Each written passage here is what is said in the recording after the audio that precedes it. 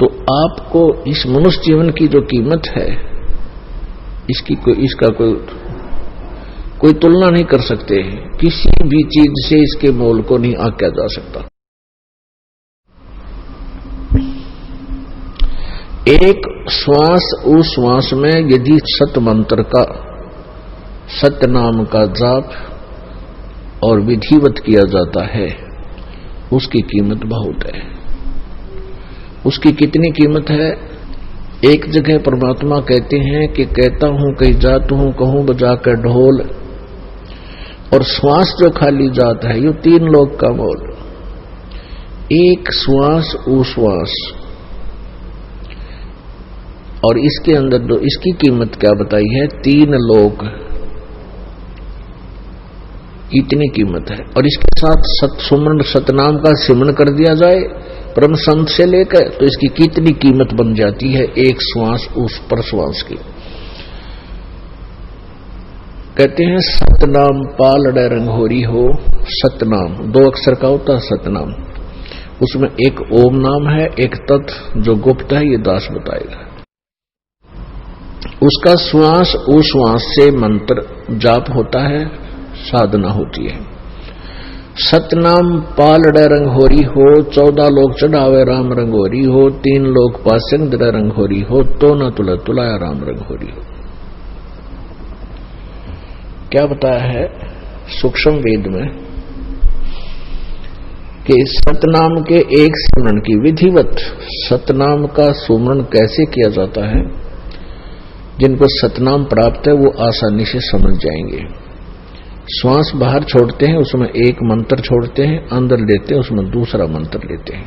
पुण्यात्माओं, वैसे तो उपदेश देते समय बहुत बार आपको रिपीट किया जाता है सतनाम का कैसे सुमन करना है, तो फिर भी सत्संग के माध्यम से कभी कभी बता देते हैं कि जैसे सुरत और शब्द अभ्यास जो सुना जाता था, वो कुछ और ही उसकी जो है ना व्याख्या बताते थे कि सुरत शब्द कहते थे धुन सुने। सुरत शब्द अभ्यास वो ये बताते थे कि अंदर जब धुन बजती है, कान आंख बंद करके अंदर धुन सुनती हैं, इन धुनों को सुनना सुरत शब्द अभ्यास है। नहीं, ये बिल्कुल रॉन्ग है, गलत है। सुरत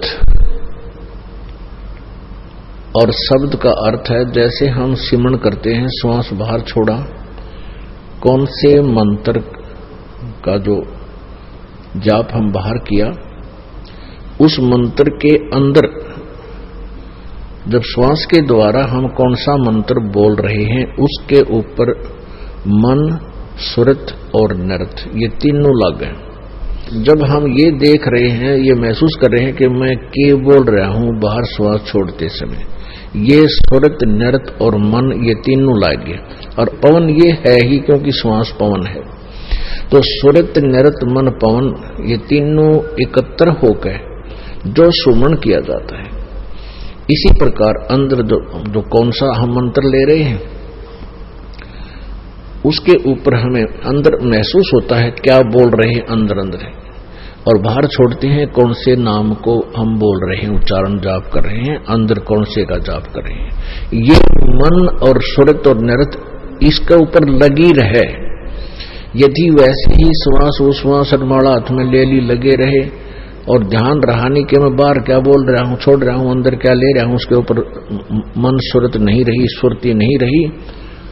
अब सुरत नाम आत्मा का भी होता है, कोड वर्ड है संत मार्ग के, और सुरत नृत मन पवन ये तीनों चारों इकट्ठे होंगे तभी सिमरण की वैल्यू है। नहीं तो परमात्मा कहते हैं कि माला तो कर्म में फिरे और जीव्या फिरे मुख माही, और मनुआ तो कहीं और फिरे, ये तो सिमरण नहीं।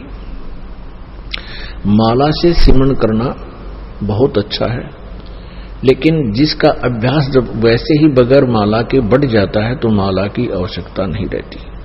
माला तो ऐसी है जैसे बालक ने प्रारंभ में कोई क ख ग घ सिखाया ABC, तो उसको हाथ पकड़ कर 4 लाइना की पुस्तक ला के कॉपी ला करके उसको सिखाते हैं। आपका अभ्यास बन जाएगा तो श्वास उश्वास की आप पर माला बन जाएगी, एक अभ्यास बनेगा आपका। तो ये है सुरत शब्द अभ्यास। सुरत शब्द गुरु चित चेला रे। अब शब्द ये नाम अक्षर जो आपको दिया जाता है मंत्र, ये तो गुरु बना दे इस मन का, और मन ने इसका चेला बना दे चित्त को, इसका साथ लाए रखे, इसके साथ साथ लटकाए रखे। तो ऐसे ये सिमरण होता है। तो ऐसा सिमरण किया हुआ एक श्वास उश्वास के द्वारा और सुरत नृत मन पवन लगा के, यानी ध्यान पूर्वक मैं क्या बाहर बोल रहा हूं, अंदर कौन सा मंत्र अब ले रहा हूं, उसके ऊपर आपका ध्यान रहे, सुरत रहे। सुरत रहेगी तो मन भी रहेगा, ये बाहर नहीं जाता। मन सुरत के बगैर मन नहीं चलता। तो ऐसे सुरत और मन और पवन ये चारों पदार्थ एक करे तो उस सिमरण की बहुत कीमत है, उसी की कीमत है। अन्यथा वो व्यर्थ। सांस तो सबके आ ही रहे हैं, फिर अगर उस पर ध्यान नहीं रहा, मैं क्या बोल रहा हूं, तो श्वास तो सभी के चल ही रहे हैं, पशु के भी, पक्षी के भी, मनुष्य के भी, उससे कोई यूज नहीं। कई ऐसे भी संत हैं दिग्भ्रष्ट, वो कहते हैं बस सांस पर ध्यान रखे, सांस भीतर जा रहा है, बाहर आ रहा है, अंदर जा रहा है, बाहर आ रहा है, बस इस पर ध्यान रखे, यही जाप है, अजप्पा। ये तो तुम ध्यान ना रखोगे तो भी आ जा रहा है, तुम सो रहे हो तो भी श्वास आ जा रहा है, इसका क्या देखना है। इसके द्वारा मंत्र का जाप करना है, जिसको अजप्पा जाप कहते हैं। उसके इसे बताया कि सतनाम एक ताखड़ी के तराजू के बैलेंस के एक पालड़े में रख दे और दूसरे में 14 लोक रख दे। ओहो, ये विष्णु का लोक, शिव जी का लोक, ब्रह्मा जी का लोक, शिव जी का, और ये जो है धर्मराज का लोक, ऊपर खेड़े हैं ब्रह्मलोक के अंदर भी कई लोक हैं, गोलोक आदि, इन सबको मिलाकर के ये 14 लोक बनते हैं। और ये 3 लोक कौन से हैं, ये पृथ्वी लोक, स्वर्ग लोक और पाताल लोक, ये 3 अलग हैं उन 14 से। तो क्या बताते हैं, जैसे पहले पुराने समय में क्या होता था, एक तराजू आकृति बैलेंस तखड़ी, वो एक डंडा बांध दिया करते उसका लकड़ी का, और दोनों तरफ लोहे के पलड़े टांग दिया करते, रस्सी बांध गए।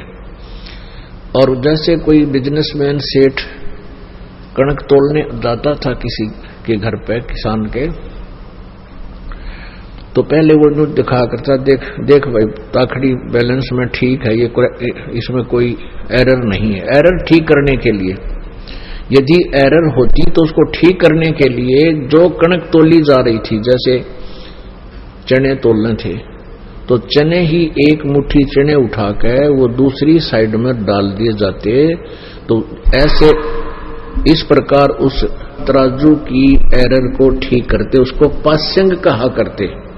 उसी कणक में से दूसरी साइड में थोड़े से दाने डाल दिया करते, तराजू बैलेंस हो जाती थी, और उसी तरफ बट्टा रख कर फिर बाकी शेष कणक उससे तोला जाता था। यानी पास्यंग में जो कणक रख दी उसकी कोई, वो तो कोई किसी खाते में नहीं थी, ऐसे समझो, पास्यंग इसको बोलते। तो क्या बताते हैं, सतनाम पालड़े रंग होरी हो, 14 लोक चढ़ावे राम रंग होरी हो, 3 लोक पास्यंग धरे रंग होरी हो, तो ना तुले तुलाया राम रंग होरी हो। अब समझ गए होगे आप कि 3 लोक, ये पृथ्वी लोक, स्वर्ग लोक और पाताल लोक, इन 3 लोकों में प्राणी हैं। और कहते हैं इनको तो पास्यंग धर दे, यूजलेस, यू तो हमारे उस सौदे में है ही नहीं, ये तो वैसे अलग रखा हुआ है। और 14 लोग चढ़ावे राम रंगोरी हो, तो ना तुलाया राम रंगोरी हो, तो भी उस एक सिमरन की इतनी की। अपने आत्माओं जो ट्रीटमेंट करता है, डॉक्टर को पता होता है कि जो टेबलेट मैं दे रहा हूं इस रोगी को, ये कितनी कारगर है। और रोगी जो दीर्घ रोगी होते हैं उनको धीरे धीरे उसका सहारा मिलना शुरू होता है। तो ऐसे ही आप ये मंत्र जाप करते हैं, आपको कितनी कीमत मिल रही है इसकी, आपको नहीं मालूम, इस दास को पता है। और फिर जब आप यहां से जाओगे, मान लीजिए आप कम से कम, जिसको भगवान चाहिए, परमात्मा का डर है, वो कम से कम 1 घंटा, 1.5 घंटा, 2 घंटा तो सिमरन सारे दिन में कर ही लेता है। 1 घंटे के अंदर 900 श्वास उश्वास आते जाते हैं। श्वास उश्वास ये एक होता है, ऐसे 900 1 घंटे में आते हैं।